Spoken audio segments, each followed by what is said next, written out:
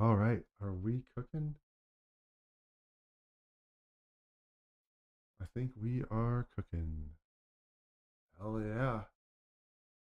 Okay, we're going. This is pretty sick.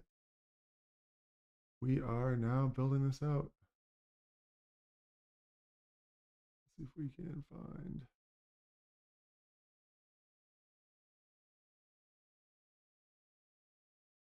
There's one part of a watch that almost nobody talks about, Oh, and yet it does determine how the watch wears, how it looks on your wrist, and whether you actually enjoy owning it. It's not the dial, okay. it's not even the movement, but it's actually the lugs. Today, This I'm is going to walk you true. through why lugs matter using my own collection Oh, to break down the different designs, the engineering behind them, and how they completely change your experience with a watch. And by the end of this, you're never going to look at case diameter the same way again.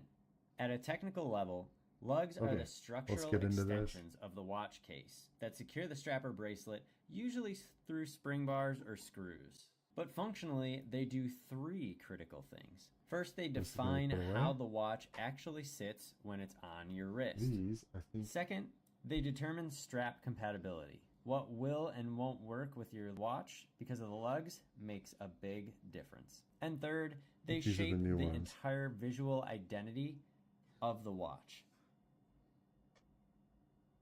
Now, my name is James. I'm a watch enthusiast, I'm a watch collector, and also an advisor. And I want you to know and love your watches. So if you appreciate this type of content, please Okay. do like the I video like his and stuff. subscribe This to is the cool. channel because you'll see new videos from me every single week on these types of topics.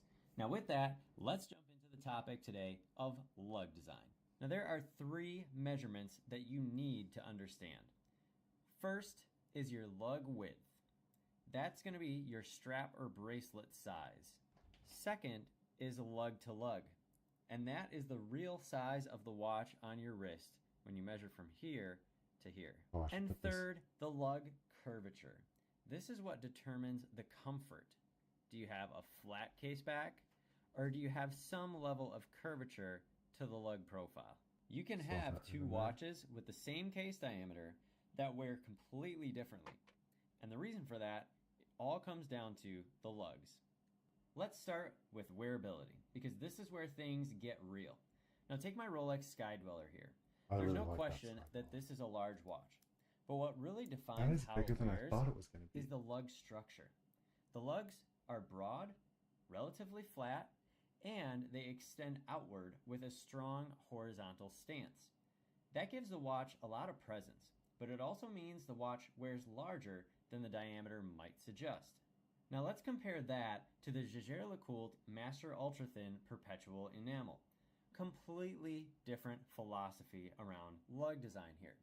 The lugs here are slim, they're sharply tapered, and they curve downward towards the wrist. So even though this is still a substantial watch Let's in get terms this. of complications, it wears incredibly compact. That curvature of the lugs pulls the case into your wrist instead of letting it sit on top of it. Is that not time? Am This I is not why changing lug the to lug time? matters a lot more than actual case diameter Come on. because your wrist isn't flat and the lugs decide whether the watch conforms or fights against it. Now let's talk about strap compatibility I must because be changing lugs are the something. gateway to versatility. When you've got a watch with a standard lug width like 20, 21, 22 millimeters, it makes it really easy to swap straps. But beyond that, design choices start to matter as well. Okay. Some watches have drilled lugs, making strap changes quick and safe. Others hide the holes for a cleaner look, but make strap changes a little more delicate. And then you have some watches that completely Is this going to ignore turn? traditional lug design. Take this Omega Seamaster Ploprof 1200 meter in summer blue. This is a perfect example of function over tradition. This Ploprof doesn't rely on conventional lugs at all. Instead, the case and the bracelet system are integrated This is weird. I into a feel like I was doing it purpose-built the wrong way. structure designed Yeah. for extreme depth There we go. and There it durability. is. You're not swapping straps casually here. This is engineering first and versatility second. Now let's get into the I design wonder if engineering and language of versatility are lugs, two different things. because this is where kind of lugs goes together. become art. Now first, we're going to talk about straight lugs, or lugs that really aren't there at all. These are going to be clean, linear, and often more utilitarian, like some of Omega's models, unlike this one, which again has really no lug structure at all. They typically extend outward with minimal curvature and give the watch a more tool-oriented or vintage feel. Then you have curved or tapered lugs, and this is where elegance comes into the picture. Again, look at this Jaeger-LeCoultre Master Ultra Thin Perpetual Enamel. These lugs taper beautifully and curve down towards the wrist, creating both comfort and refinement. Next, something a little more sculptural. Let's look at the Grand Seiko SLGA 017, part of their Evolution 9 case design. Now this is where case architecture and lug design start to blend together a bit. The lugs here aren't just functional, they're actually a canvas Grand Seiko uses for its finishing. You have these sharp transitions and distortion-free surfaces that you notice have that unmistakable Zaratsu polishing. And importantly, those crisp edges rely on the geometry of the lugs to exist. Then we move into something with a little more classical restraint. The Girard-Perregaux 1966 Orion is a perfect example of this.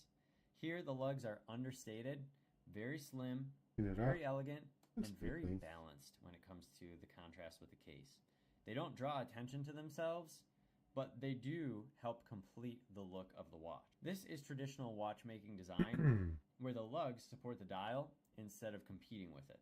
And then there's independent design language as well. The Dan Reuter DR02 brings a completely different perspective. Wow, that thing. Independents often use lugs as a way to establish identity. More angular, more experimental, sometimes even more architectural. Because when you're not bound by some legacy design code that's existed forever, the lugs can also be a place where you can innovate. Now let's zoom in a bit, because lugs are one of the best places to evaluate finishing quality. Let's look at some transitions, where brushed surfaces meet polished bevels, and where flat planes meet sharp edges. On the Grand Seiko here, those transitions are razor sharp, and that is not an easy thing to do. Maintaining perfectly flat surfaces with distortion-free polishing requires extreme precision, and that lug geometry makes it possible to do. Even on the Rolex, meet polished finishing quality. Zoom in a bit, because lugs are one of the best places to evaluate finishing quality. Let's look at some transitions, where brushed surfaces meet polished bevels, and where flat planes meet sharp edges. Those lines there. On the Grand Seiko here, those transitions are razor sharp. Yeah, and that is not an easy thing to do. Maintaining perfectly flat surfaces with distortion-free polishing requires extreme precision. And that lug geometry makes it possible to do. Even on the Rolex Skydweller, you see a somewhat different approach. Broader surfaces with softer transitions. There's more emphasis here on durability and consistency. And every brand expresses its philosophy in some way, shape, or form through the design of its lugs. Now, historically, lugs started as purely functional, like most things with watches. Early trench watches used wire lugs, literally welded onto the case to hold the strap. We've come a long way since then. And as watchmaking evolved into the mid-20th century, lugs became more expressive. Longer, sculpted, more stylized, and today we see everything from traditional curved lugs to fully integrated designs, as you've seen some of today. The evolution of lugs mirrors the evolution of watchmaking itself, from tool to object to identity. So when I look at some of my collection, I don't just see different watches, I also see different philosophies of lug design. Again, the Rolex Skydweller, bold, structured, and commanding. The JLC Master Ultra Thin Perpetual Enamel, refined, curved, and elegant in so many ways. Grand Seiko Evolution 9 design, precision, so much finishing, and a ton of geometry packed into one case. The Girard-Perregaux 1966 Orion, just classic restraint through and through. The Omega Seamaster Ploprof 1200 meter, pure function, that's it. and the Dan Reuter DR02, independent creativity All of his at its watches are finest. blue. And here's the takeaway. If you want to Is blue understand like how a a watch neutral will in watch wear, colors? don't start with the case diameter, start with the lugs. Because that's actually where the watch will meet your wrist. And once you start paying attention to that, you'll start making much better decisions as a collector. Now, if you've enjoyed this video, take a look at my last week's video where I talk about anti-reflective coating and how much you notice it when you're looking at the crystal on a watch. Thank you so much for stopping really by. interesting. Please do like the video and subscribe to the channel, and I'll see you all next time. Bye-bye. That's pretty cool. Doug's watches. Oop. There's one part of a watch. Hold on. Switch to the right one. Crown and case. There's one part of a watch that almost nobody talks about, and yet it does determine how the watch wears, how it looks on your wrist. This is a good one done. ID guy, I already watched that one. Where's Doug's watch?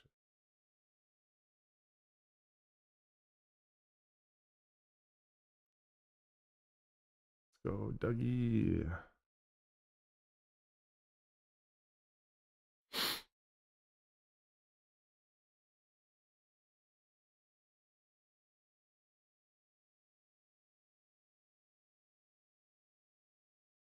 I already watched that.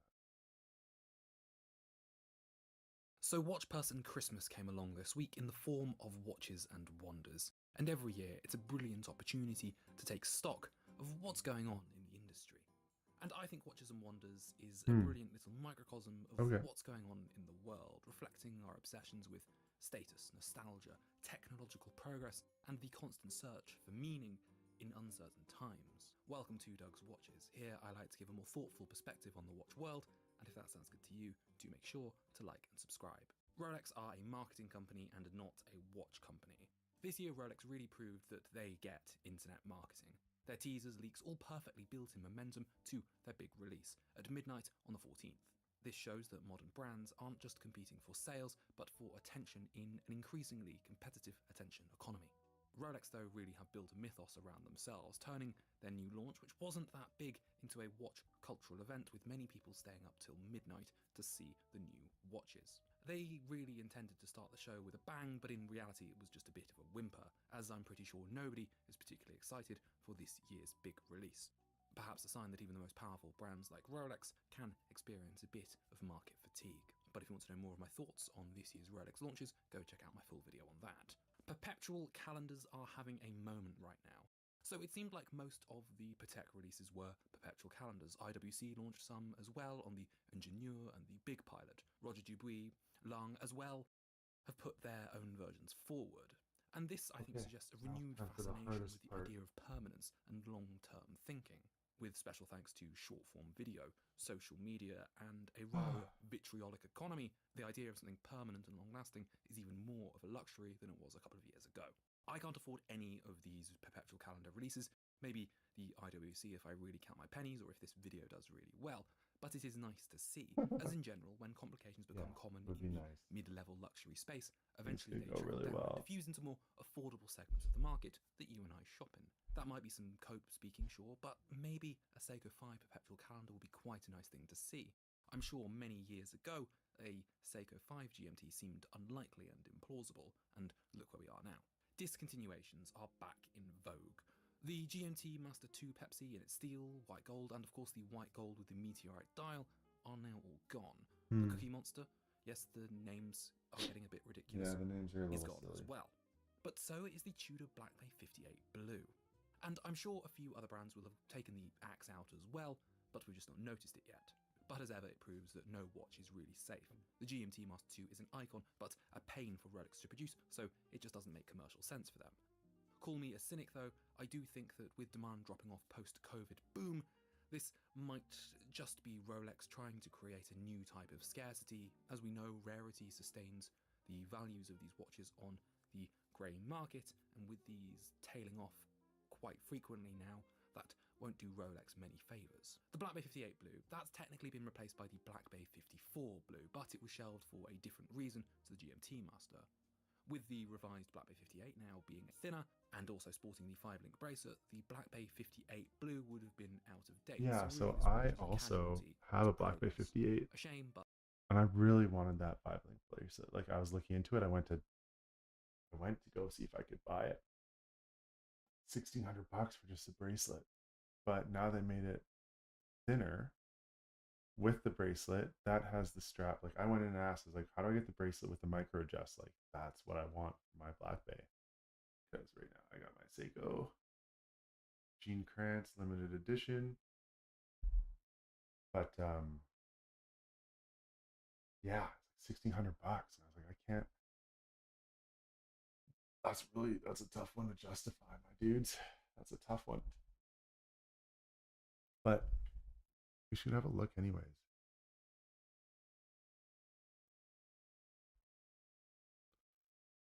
Tudor Black Bay 58. Let's see what it says.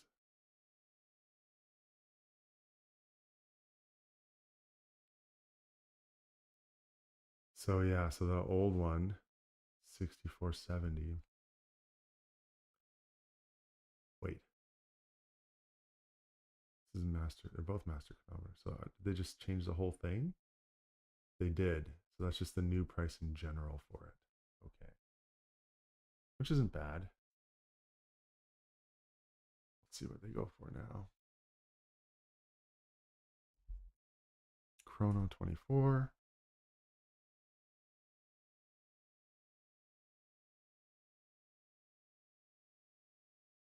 Black Bay 58.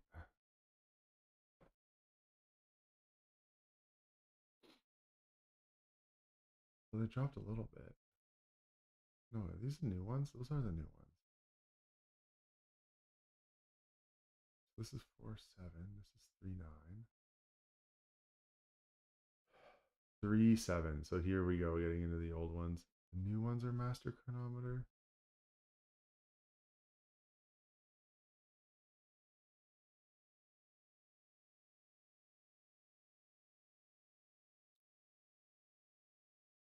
The old ones were certified as well, but 3 lines of text. Let's just go low to high. Give me a discount, baby. What do we got here? 36, 35, 37. Looks like the smallest for the full bracelet. Not bad. For the UK, so it's probably stolen, but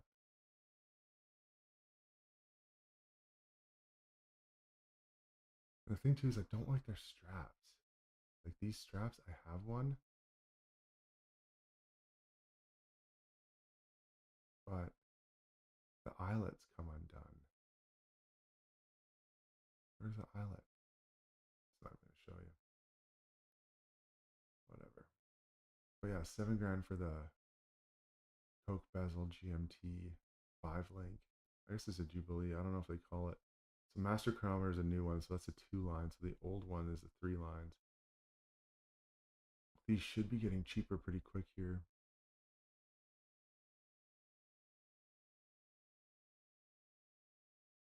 The bronze was always cool. I'd like to see.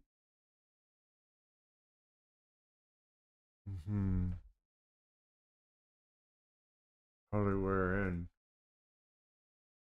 Like, what happens to them?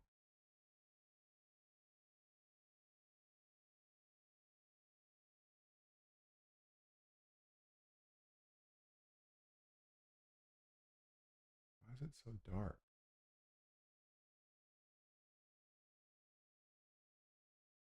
Could you take a worse photo? Okay, yeah, so that's pretty cool. Like, that's just so much character. Like, you get the patina early.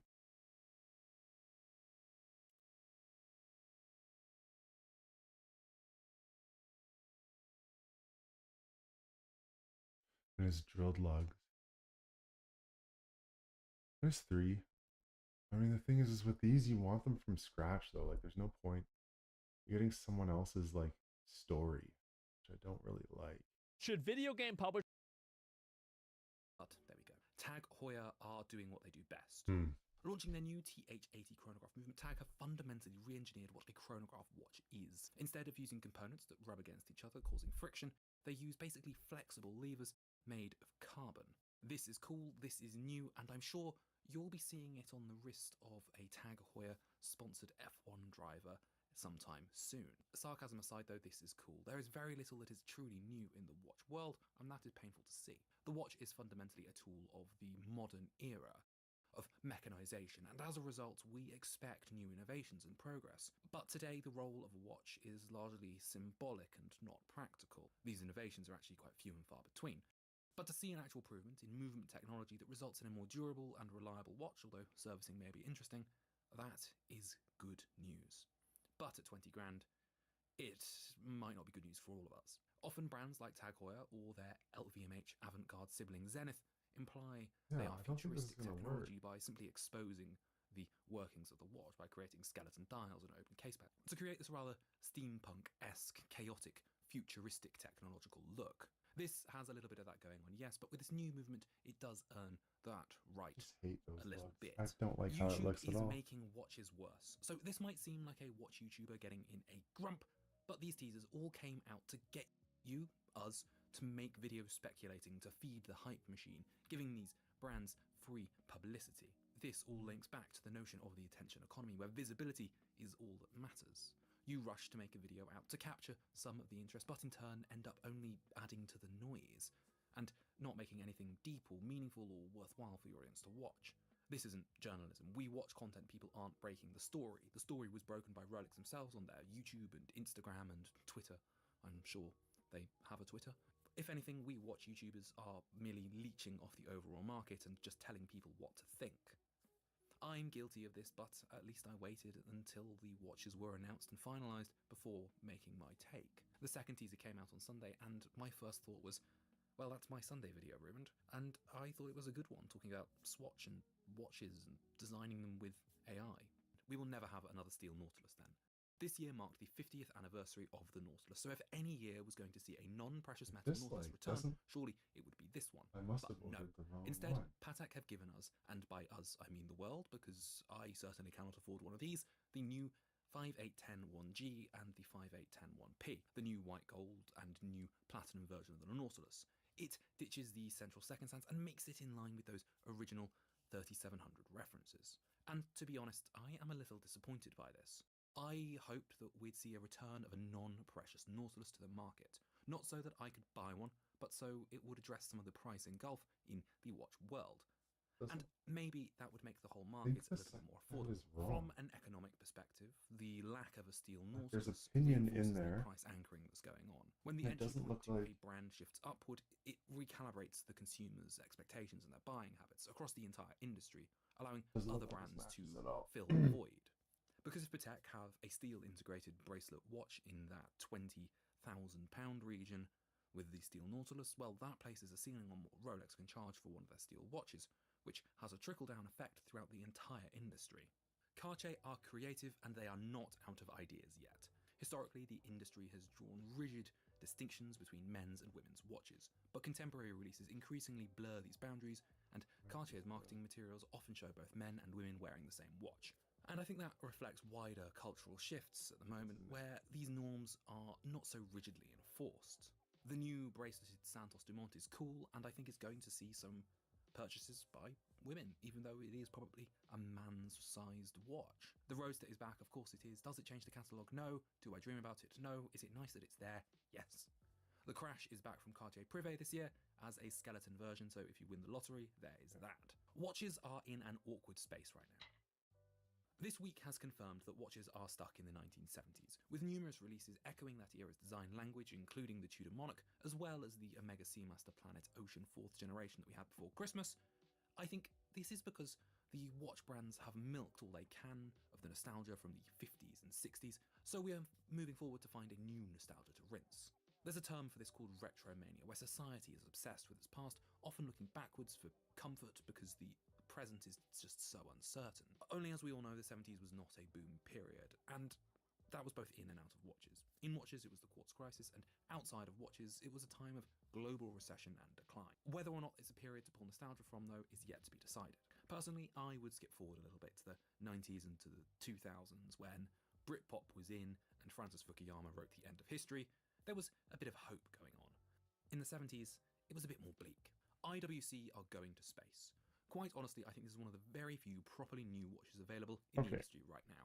Something that feels genuinely forward-looking in an industry that's so often preoccupied with its past. We are looking at what is tipped to be the spiritual successor to the Moonwatch, the Pilot's Ventura Vertical Drive, which has been qualified for a mission in 2027 on Haven 1, the first commercial space station. Obviously, as primarily a pilot's watch brand, IWC probably ought to go to space, and this does look like Okay. it's pulled directly from the props department of 2001: A Space Odyssey, tapping into our collective fascination with the aesthetics of the space age. In theory, an astronaut would be able to operate this GMT watch on spacewalks with the functions controlled by a lever on the bezel. It is a cool watch, and I'm sure anyone who buys it a few years from now will be telling you about how it's been to space. Piaget are still Piaget. We've had some new entries into the Andy Warhol lineup with some lovely stone dials, as well as the highlighting the intersection between history and the art world. The These second are pen is not the wrong size earth-shattering releases, but they are excellent options. Necklaces, the new six. That's for today. That is I don't know what they know happened, who they are, but and they I are all carrying wrong on pieces. that. Like the rock pieces. So I'm gonna make a note. I'm gonna make an order, and we will hang out again in the future. Thank you for joining me. Sorry we couldn't make something amazing first try, but this is how it happens, and you know, it do be like that sometimes. So, anyways, see you guys.